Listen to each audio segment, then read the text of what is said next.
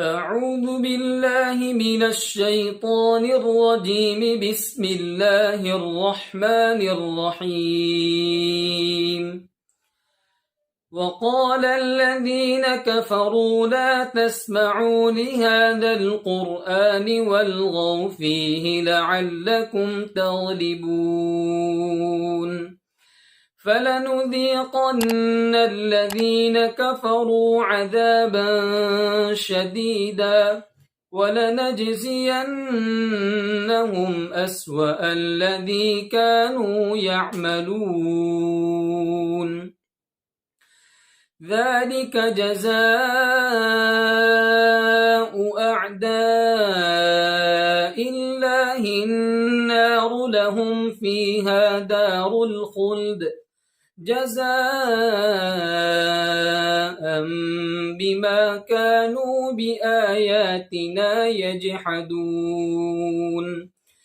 وقال الذين كفروا ربنا أرنا الذين أضلانا من الجن والإنس نجعلهما تحت أقدامنا ليكونا من الأسفلين. إن الذين قالوا ربنا الله ثم استقاموا